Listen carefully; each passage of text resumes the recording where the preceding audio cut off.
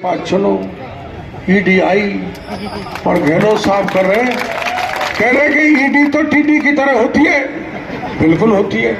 जैसे टिड्डी सारे खेत को चौपट कर जाती है, वैसे ईडी तुम्हारे सारे भ्रष्टाचार को चौपट कर जाएगी, तुमको जेलों में डाल देगी। अब जो अपराध उन्होंने किया उसके लिए देश के प्रधानमंत्री चित्तौड़गढ़ में सांवरिया सेठ के लिए क्या कह के गए थे कि जिन जिन ने भी पेपर लीक किया है, हमारा राज आने पर उनको पाताल से ढूंढ के निकाल के जेल के सीटों में डाल। अब मेरी दूसरी बात सुन लो, जिन जिन का मर्डर अंजना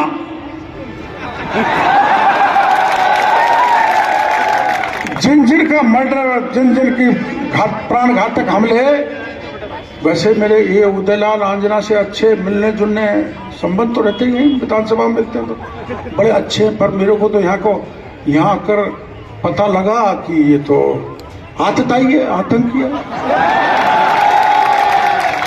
तो जितने भी कार्यकर्ताओं की मौत की है, मारा है, जो अपराधी हैं, जिनको गिरफ्तार नहीं होने दे रहा, जिनको फरार कर दिया, राज आएगा तो श्रीचंद में उन सारे हत्यारों को पाताल से लाके जेल के शिक्षों में डाला। ये नहीं चलने वाला। राजस्थान के मुख्यमंत्री ने अब की बार प्रदेश में इनको लूट की छूट दे दी। लूट की छूट कैसी दी आपने देखा होगा कि कभी देश में कई शासन सचिवालय में नहीं हुआ होगा जो जयपुर में हुआ है। जयपुर की एक अलमीरा में 2 करोड़ 30 लाख और 1 किलो सोना अलमीरा ने उगला है। अलमीरा ने कहा है कि अधिकारियों का भ्रष्टाचार का पैसा है। हमने मुख्यमंत्री जी से मांग की सीबीआई जांच करा लो। मुख्यमंत्री ने मांग नहीं मानी तो एक दिन में पहुंच गया। पैसा अफसरों का कहाँ है, इधर अखबार में छपा कि नहीं छपा। लेकिन मैं गणपति प्लाजा में घुस गया, सारे अधिकारियों का धन, जो काला धन है और सोना इस गणपति प्लाजा के प्राइवेट लॉकर्स में भरा पड़ा, इनको ढूंढो। राजस्थान की पुलिस ने हाथ खड़े कर दिए क्योंकि गहलोत ने मना कर दिया। एसीबी ने भी मना कर दिया क्योंकि गहलोत ने मना कर दिया। एसओजी भी नहीं आई। मैं भाई कुर्सी लगा के बैठ गया। मजबूरी में वहां के कमिश्नर ने इनकम टैक्स को बुलाना पड़ा। ईडी नहीं आई। अब तक 32 करोड़ रुपए और 13 किलो सोना बरामद कर लिया है।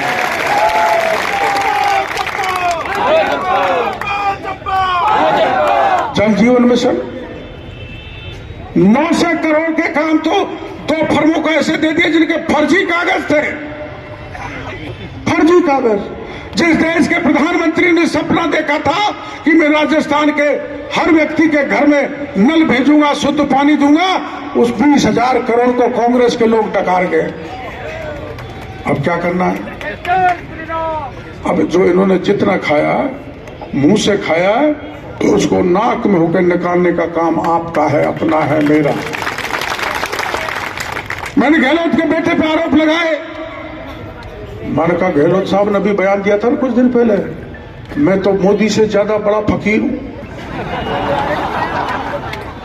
लेकिन मेरे पास सबके कागज रहते हैं। जैसे ये बयान दिया तो मैंने बयान दे दिया, पत्रकार वार्ता कर दी कि गहलोत का परिवार लुटेरा है, उसने राजस्थान को लूटा है। आज यहां कह के जा रहा हूं, गहलोत साहब अगर आप में हिम्मत है तो मैं तो सब सार्वजनिक रूप से बोल रहा हूं, आपकी सीआईडी भी यहां पर होगी।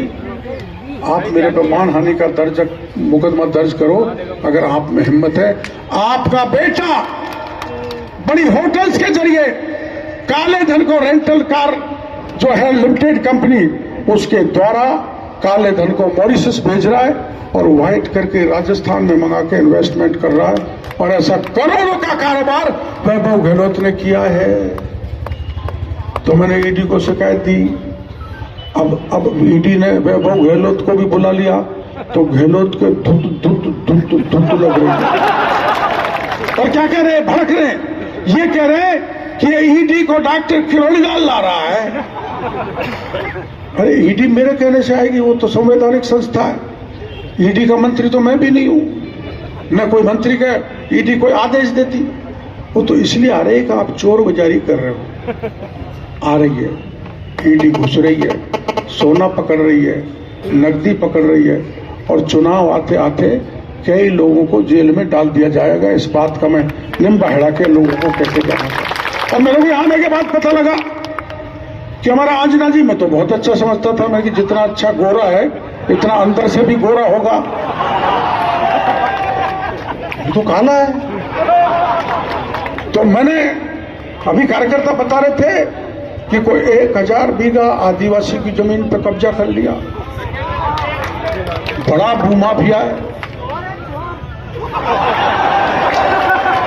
गली गली में सो रहे, गली गली में सो रहे। ये सही है, पक्का है। तो उसका इलाज कौन करेगा? श्रीचंद कृपलानी। श्रीचंद कृपलानी। ओ सुन लो भाई, अनजाना ऊपर की बूंदी हटा लो, अब तो जाना ही है।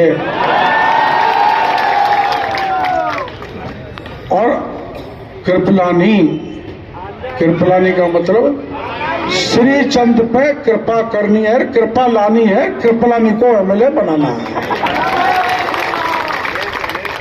और मेरे भाइयों, जो आखंड भ्रष्टाचार में एमएलए मंत्री डूबे हुए हैं, उन्हें राजस्थान को इतनी बेरहमी से लूटा है, जिनकी कहानी सुनाऊंगा तो आपको पता लगेगा कि लूटने के अलावा इस कांग्रेस के सरकार के एमएलए मंत्रियों ने कुछ नहीं किया। और कानून की स्थिति क्या है? अभी कुछ दिन पहले मैं आया था प्रतापगढ़ में, तो प्रतापगढ़ तो नजदीक है ना आपके। एक आदिवासी महिला के कपड़े चीरकर, नग्न करके, उसके साथ हाथापाई करके, पूरा नंगा करके 1 किलोमीटर तक उस महिला को घुमाने का काम किया है। तो गहलोत सरकार ने किया, पुलिस निकम्मी रही है। और ऐसी घटना कभी भी नहीं हुई जो भीलवाड़ा में हुई है। 13 साल की बच्ची के साथ गैंग रेप किया गया, और गैंग रेप करने के बाद उसको भट्टी में डाल दिया। ऐसी घटना कभी भी हिंदुस्तान में नहीं होगी जो गहलोत के राज में हो रही है। मेरी अभी घटना हुई, एक दलित बेटी की, रात को 1:30 बजे उठाया, बलात्कार किया, बलात्कार करने के बाद वो गोली मारी, गोली से नहीं मरी तो तेजाब छिड़क दिया, तेजाब से भी नहीं मरी तो कुएं में डाल दिया। गहलोत साहब, अब आपका अस्त जो सूर्य है ना, वो छिप चुका है। अब तो आप ये देखो कि मैं कैसे बचूंगा इन जेलों से, इन झंझटों से। हमला सीधा मोदी पे करते हैं। ये देखो इनकी हिम्मत देखो।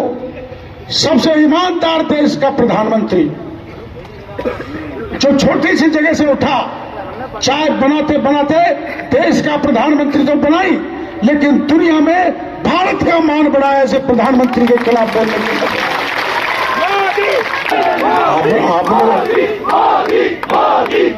क्या होगा G20 में? वो चक्र सत्यमेव जयते, वो चक्र, और उस चक्र के आगे पूरी दुनिया खड़ी थी, पूरी दुनिया के लोग, और जो बाइडेन भी उसको सलाम ठोक रहा था। ये है मोदी की ताकत जो पूरी दुनिया को। और यहां क्या कर रहे हैं कांग्रेस वाले? पुलवामा में अटैक हुआ, राजस्थान के 35 जवान शहीद हुए, 45 देश में, जिसमें राजस्थान के 5 जवान शहीद हुए। ये उस समय आंसू पोंछने गए थे यहाँ के नेता मंत्री, 3 उनकी अंत्येष्टि में, और भरोसा देके आए कि तुमको नौकरी देंगे, तुम्हारी प्रतिमा लगाएंगे, मार्ग का नाम रखेंगे, स्कूल कॉलेज का नाम रखेंगे। 4 साल तक वीरांगनाएं भटकती रही, लेकिन इस सरकार के झूठे मंत्रियों ने सुनी नहीं। अंत में मेरे पास आई और मेरे से कहा कि हमको मुख्यमंत्री जी से मिला दो। मैं मुख्यमंत्री से मिलाने गया तो मुख्यमंत्री ने मना कर दिया। मना करना तो दूर की बात, वीरांगनाओं को, मेरे को गिरफ्तार करके दूर छोड़ दिया। लेकिन मैं रुकने वाला नहीं था। मैं सभी वीरांगना को लेकर जयपुर में 10 दिन तक बैठा, एक ही मांग करता रहा कि राजस्थान के मुख्यमंत्री वीरांगनाओं से मिलो जिनके पतियों ने देश के लिए अपना प्राण न्यौछावर कर दिए, देश की रक्षा की। लेकिन इस मुख्यमंत्री ने इसको शर्म भी नहीं आई कि वो वीरांगनाओं से नहीं मिला, बल्कि किया क्या, वीरांगनाओं के कपड़े बाल खींचे। आपने देखा होगा, चैनल पर आया, मेरे को भी पकड़ा, मेरे भी कपड़े फाड़े, मेरे भी गर्दन में चोट आ गई। मेरा तो कुछ भी हो जाओ, चाहे हाथ टूट जाए, चाहे पैर टूट जाए, चाहे प्राण छोड़ दूं, लेकिन वीरांगना का अपमान हमको किसी भी स्थिति में हम बर्दाश्त करने वाले हैं।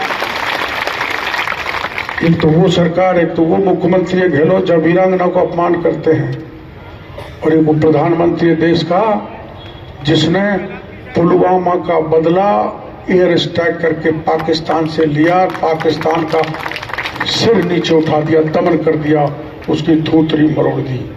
और सबसे बड़ा काम क्या हुआ है, दुनिया के सारे देश ये तैयारी कर रहे थे, उसमें लगे हुए थे कि चंद्रमा के दक्षिण साउथ पोल पर चंद्रयान जाना चाहिए, सब विफल हो गए।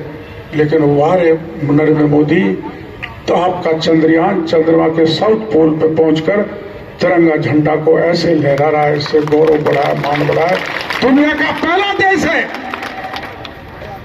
जो चंद्रमा के साउथ पोल पर पहुंचा है। देश का कितना मान और सम्मान बढ़ाने का काम मोदी जी ने किया है। लेकिन मोदी जी को भी बहुत गाली देते हैं कांग्रेस वाले, गाली तो आपने सुनी रखी होंगी।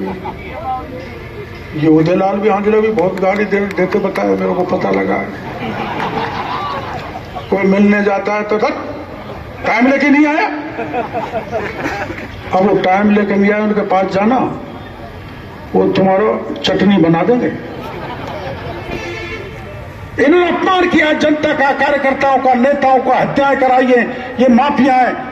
इन्होंने जो है भू माफिया के रूप में इतनी जमीन बनाई है, आदिवासी की जमीन है, जिस किसी भी जमीन पे कब्जा किया। मैं यहाँ कह के जा रहा हूँ, सरकार बनेगी, इसको कोई नकार नहीं सकता, कोई नकार पड़े। हत्या के कबाड़े और दूसरे कबाड़े और है, उनका मैं जिक्र यहाँ पर नहीं करना चाहता, वो ठीक नहीं है। मैं अमर्यादित नहीं हूँ, मैं मर्यादा में रहने वाले आदमी हूँ, इसलिए इनको सबका इलाज कर देंगे और आंजना को एक ताले में बंद कर देंगे बैठे।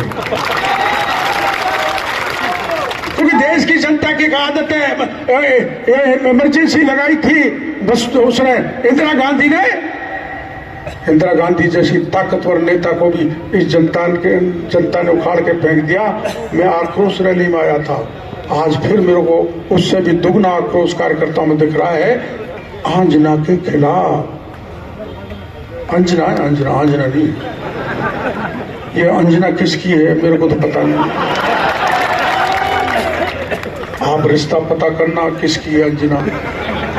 कोई ऐसी अंजना तो नहीं लाके लगा दी आगे जो कोई हो पर्दे के पीछे। इसलिए कार्यकर्ताओं में जोश भरपूर है, ताकत भरपूर है, मनोबल बढ़ा हुआ है। ये कुछ भी कर सकते हैं, चुनाव में गोलियां चला सकते हैं, कुर्सी पे आने के लिए ये हत्या भी कर सकते हैं, लेकिन किसी से नहीं डरना। ये राणा प्रताप की भूमि है, नेले का जवाब धैले से देना। और मैं चूंकि मैं कोई जाति में भरोसा नहीं करता, मैं राष्ट्रीय स्वयंसेवक संघ का हूँ, ओटीसी ट्रेंड हूँ, इमरजेंसी में जेल में गया, मोदी जी से दोस्ती इमरजेंसी में हुई।